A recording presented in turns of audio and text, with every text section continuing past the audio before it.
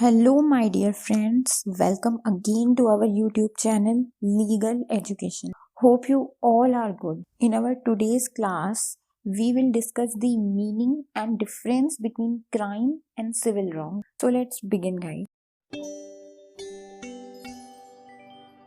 Crime और civil wrong पढ़ने से पहले हमें समझना होगा कि लॉ क्या होता है, क्योंकि यही जो है टॉपिक का बेस है. सो law is the aggregate of rules set by men as politically superior or sovereign to men as politically subject. यानी सबसे पहले तो law is the aggregate of rules, यानी जो law है वो नियमों का समूह है और वो नियम एक संप्रभु द्वारा अपनी प्रजा को दिए गए हैं. पॉलिटिकली सुपीरियर या सोवेरेन जैसे हम संप्रभु कहते हैं, पहले के ज़माने में वो राजा महाराजा से तात्पर्य था और आज के ज़माने में वो हर एक देश के संविधान से तात्पर्य रखता है.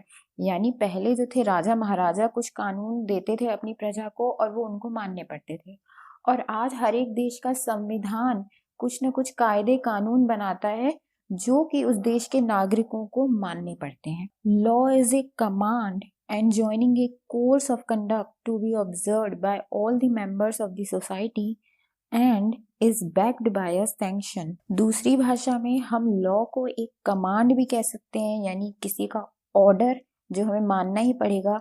किस संदर्भ में? हमारे कोर्स ऑफ कंडक्ट के लिए, यानी हमें किस प्रकार से जीवन वहन करना है, कैसे कैसे कार्य करने हैं, कौन से कार्य नहीं करने हैं, जो ये चीज बताता है उसको लॉ बोलते हैं. और ये किसको बताता है? मेंबर्स ऑफ द सोसाइटी को, यानी समाज में जो लोग रह रहे हैं उनको कुछ ऐसे नियम कायदे दिए रहते हैं कि आपको इसी प्रकार से अपनी कार्य करने हैं, और यदि आप वैसे कार्य नहीं करते हैं यानी उन नियमों का उल्लंघन करते हैं तो आपको सैंक्शन भी मिलेगा. सैंक्शन से मतलब है पनिशमेंट का, सजा का. अब हम चलते हैं हमारे मेन टॉपिक की तरफ, that is crime and civil wrong. सबसे पहले इन शॉर्ट में मैं आपको बता देती हूँ क्राइम और सिविल रॉन्ग बेसिकली क्या होते हैं. देखिए, जैसे लॉ ने हमें कुछ रूल्स दिए, कुछ हमारे राइट्स दिए, वो राइट्स दो टाइप के दिए. एक हमको सिविल राइट्स दिए और एक हमको क्रिमिनल राइट्स दिए. जब हमारे क्रिमिनल राइट्स का वायलेशन होता है तो अपन उसको क्राइम कहते हैं, और जब हमारे सिविल राइट्स का वायलेशन होता है तो हम उसको सिविल रॉन्ग कहते हैं. यानी वायलेशन ऑफ राइट्स दो तरीके से हो सकता है, सिविल रॉन्ग भी हो सकता है और वो क्राइम भी हो सकता है. आगे देखते हैं. एक crime typically constitutes a wrongful act that infringes the rights of society और the public. The serious nature associated with a crime stems from the fact that these acts pose serious threats to the peace and order of society. From a legal perspective, a crime refers to an act that violates the criminal law of a country. यानी जब हम समाज के या आम जन के अधिकारों का उल्लंघन करते हैं तो उस रॉन्गफुल एक्ट को, उस गलत एक्ट को हम क्राइम परिभाषित करते हैं. और ये क्राइम इतनी सीरियस नेचर के होते हैं कि समाज में जो शांति बनी हुई है उसको ये बहुत प्रभाव डालते हैं. और कानूनी भाषा में अपन इसको ये भी कह सकते हैं कि क्राइम जो है सिविल लॉ का उल्लंघन है. यानी लॉ भी दो टाइप में हो गए हमारे, एक सिविल लॉ और क्रिमिनल लॉ. तो जो क्रिमिनल लॉ का उल्लंघन करेगा वो क्राइम कहलाता है. Next is civil wrong. Is civil wrong is legally defined as a wrongdoing. Is civil wrong is an act that violates certain rights of an individual और party. यानी जो civil wrong है वो basically कुछ गलत काम है, wrong doing है, और सिविल रॉन्ग ऐसे कार्य हैं जिनसे हम किसी पर्टिकुलर इंसान के राइट्स का वायलेशन करते हैं, यानी उसके अधिकारों का उल्लंघन करते हैं. यानी पहला डिफरेंस तो हमें यही मिल गया क्राइम और सिविल रॉन्ग में, कि जो क्राइम है वो सोसाइटी और पब्लिक के राइट्स का वायलेशन है, और जो सिविल रॉन्ग है वो इंडिविजुअल या किसी पार्टी के राइट्स का वायलेशन है. एक एक करके हम नेक्स्ट पॉइंट्स भी देख लेते हैं. सबसे पहले हम बात करेंगे रेमेडी की. सो remedy against crime is punishment, whereas remedy against civil wrong is damages। यानी जब किसी के साथ कोई क्राइम होता है तो अब उसको इंसाफ में, उसको न्याय में क्या मिलता है कि जिसने उसके साथ गलत किया है उसको कोई ना कोई सजा मिली। लेकिन जब किसी के साथ कोई सिविल रॉन्ग होता है तो उसको रेमेडी, उपचार के रूप में क्या मिलता है कि जिसने उसके साथ गलत किया है वो उस गलत की भरपाई करे, यानी उसे कंपनसेट करे। अब बात करेंगे इनके नेचर की। So crimes are public wrong and affect the whole community and they are graver wrongs than tort, whereas civil injuries are private wrong and concern individuals and they are lighter wrongs than crime. यानी एक तो crime जो है public wrong है, पूरे समाज को इससे प्रभाव पड़ता है, और ये जो है सिविल रॉन्ग से ज्यादा सीरियस नेचर के होते हैं, ज्यादा ग्रेव होते हैं। दूसरी तरफ जो सिविल इंजरीज होती हैं वो प्राइवेट रॉन्ग होती हैं, जो पूरे समाज को इफेक्ट ना करके सिर्फ एक पर्सन, पर्टिकुलर पर्सन को इफेक्ट करती हैं, और ये क्राइम के मुकाबले थोड़ी लाइट नेचर की होती हैं, यानी इतने ज़्यादा ग्रेव श्रेणी में नहीं आती। नेक्स्ट इज एक्शन, यानी कौन एक्शन ले सकता है इन पर। In crime state takes action against criminal, whereas in case of civil wrong aggrieved person takes action।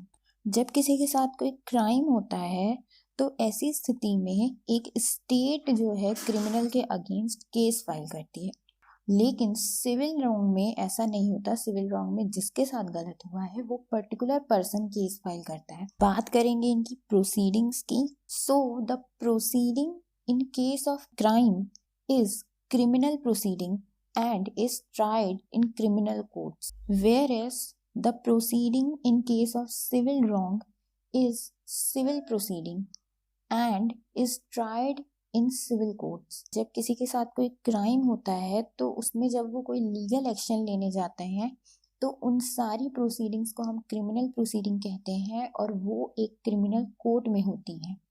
लेकिन वहीं दूसरी तरफ हम देखें तो जब किसी के साथ कोई सिविल रॉन्ग होता है तब जब वो लीगल एक्शन लेता है तो जो प्रोसीडिंग्स होती हैं उन्हें सिविल प्रोसीडिंग्स कहते हैं और वो सिविल कोर्ट में होती हैं। Next is intention. In crime intention is essential element, whereas in civil wrongs it is not relevant। यानी कि जब एक क्राइम को प्रूफ किया जाता है कोर्ट में तो सबसे ज़्यादा तवज्जो दी जाती है इंटेंशन को, यानी जिसने क्राइम किया है उसकी क्रिमिनल इंटेंशन होना बहुत ज़रूरी है, नहीं तो उसे पनिशमेंट नहीं होगी।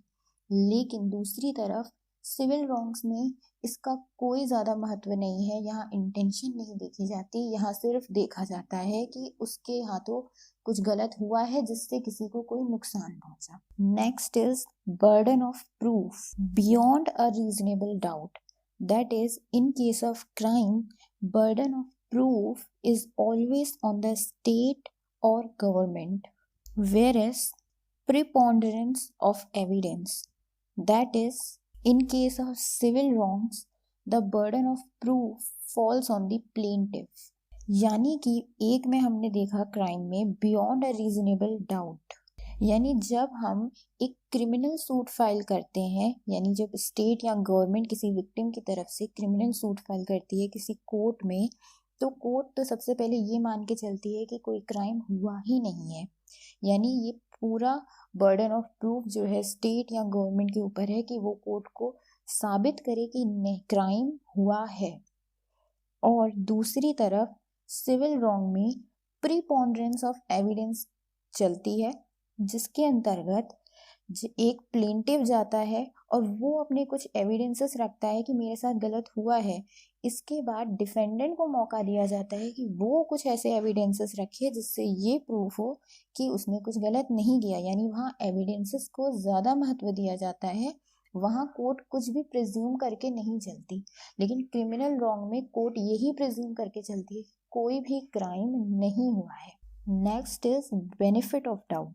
In case of crime, the benefit of doubt must always be given to the accused, whereas in case of civil proceedings any such benefit of doubt is not given to the defendant.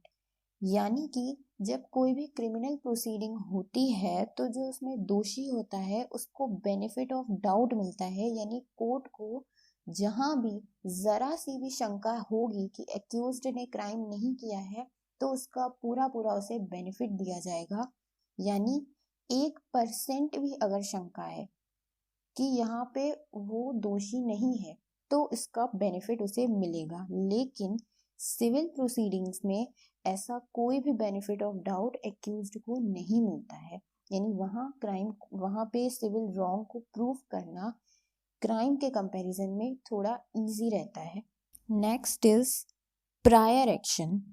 Action may be taken even prior to the commission of crime, that is, when there is a reasonable apprehension of commission of a crime, whereas proceedings are instituted after the commission of civil wrong. यानी हमारे police प्रशासन के पास ये भी एक right है कि यदि उन्हें कोई शंका है कि यहाँ पे कोई क्राइम होने वाला है, सिर्फ इस आधार पर ही वो कोई एक्शन ले सकते हैं। यानी ज़रूरी नहीं कि क्राइम होने के बाद ही क्रिमिनल प्रोसीडिंग स्टार्ट हो, क्राइम होने से पहले शंका के आधार पर भी क्रिमिनल प्रोसीडिंग्स हो सकती हैं। लेकिन दूसरी ओर सिविल प्रोसीडिंग्स हमेशा सिविल रॉन्ग होने के बाद ही इंस्टीट्यूट होती हैं, उसके पहले उनका कोई अस्तित्व नहीं होता। So guys, hope you all enjoyed today's class. Please don't forget to comment your feedback and suggestions regarding our videos because your comments are valuable to us. And please do like, share and subscribe our channel for more such videos. Thank you so much for watching our video.